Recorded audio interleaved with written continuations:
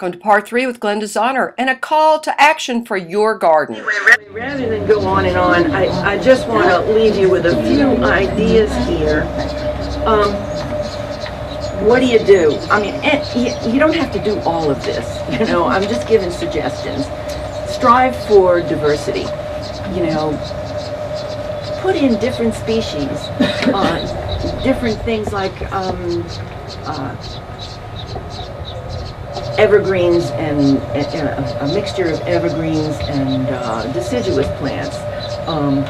You can, number one, get rid of pesticides, because anything that's going to poison is poison, and it's just not good to have around. And if you're trying to attract birds, you don't want to attract them to a place that's going to poison them.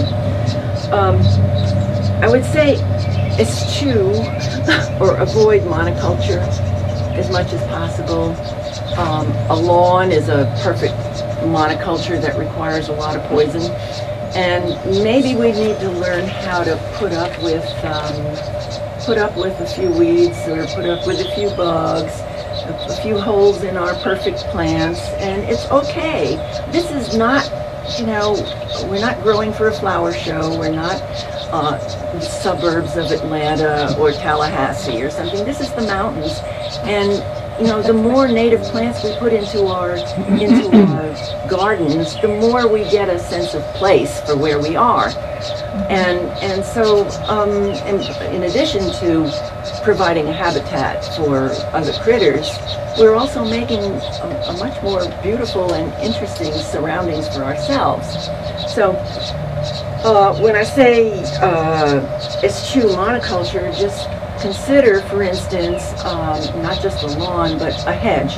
A lot of us have hemlock hedges. And hemlock hedges are beautiful, but they need maintenance now. They need to be, they've always needed to be clipped. Now they need to be treated. But if you're starting anew, if you really want a privacy hedge, I'm going to suggest that Mary and I get together and come up with a slate, with a slate of species that would work for a privacy hedge that would have all-season interest, that would have some flowers in the spring, that would have some, or in the summer, that would have good fall color, and you would have a mixture of different species and textures, and it would be so much more interesting than a wall of green rhododendrons or a wall of anything else. So that's just a suggestion, something that we could work on to suggest to people what they could plant. We call that the tapestry hedge in England.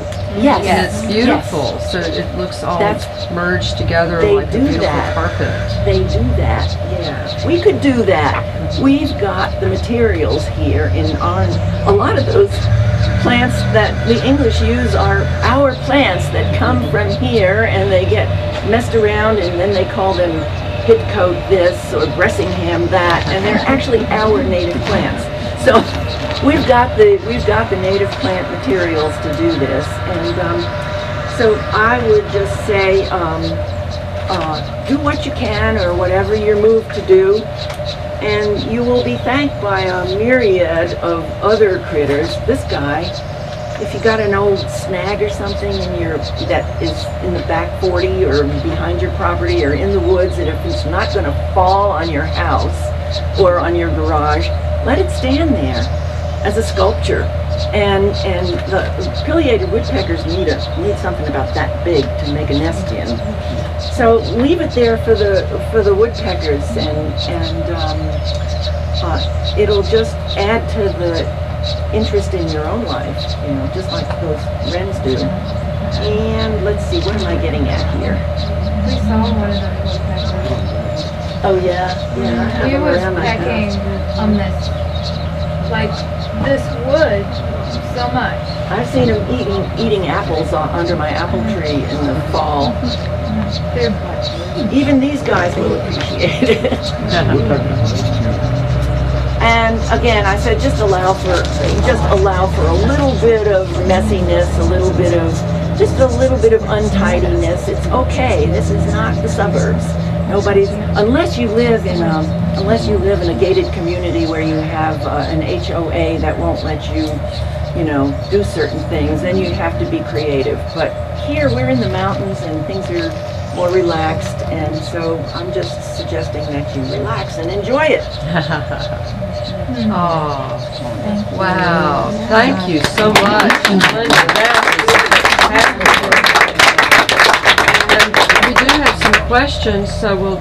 do we have time for... We do. We have as much time as you'd like to give us, and the next part of this then I could program have is going showed to be you all very those short. pretty pictures of flowers, too. We do have a little presentation on bees, but it's like 5 to 10 minutes. I didn't want us to talk about bees because I didn't want to bring you down any more than already. We talk about native bees you can So grow could you yourself. talk a little bit about butterfly weed and milkweed? And are they the same? Yeah. Are they different? I Yeah. thought that was milkweed and the tag said butterfly weed. Yeah, it's both. They're both. So they're just not different the same varieties. thing as That one will butterfly get the bush. pod. Butterfly bush. Right, but this milkweed will get the Milkweed pod. is butterfly weed. It's just another common name. Asclepias. The genus is But the Asclepias. small bright orange ones, The little orange one. what would you call that?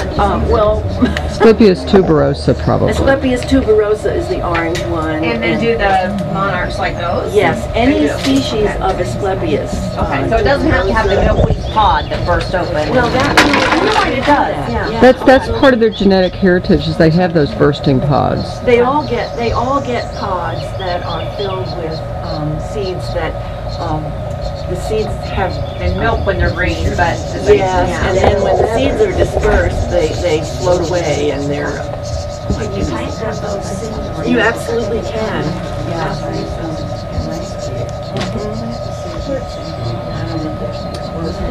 You have another question over here.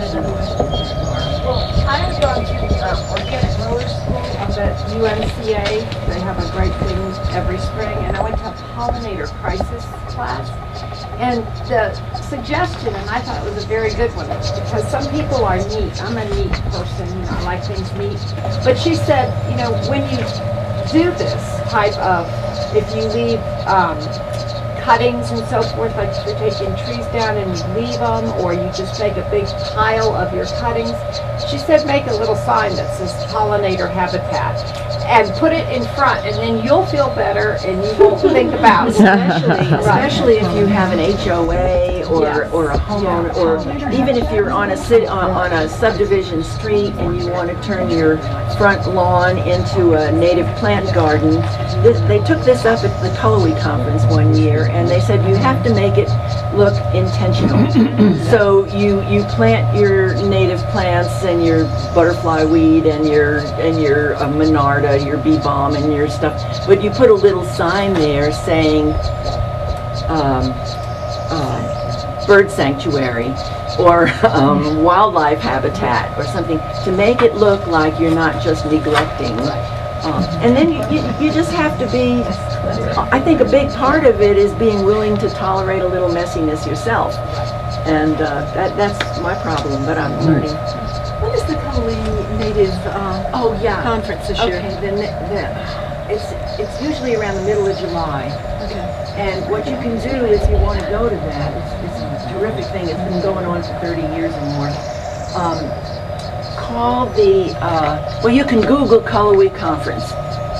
That would be the easiest thing if you have access to that. Or call the continuing education there and Google Colorway Conference, and you'll get the whole schedule for the conference. You can sign up for it online even.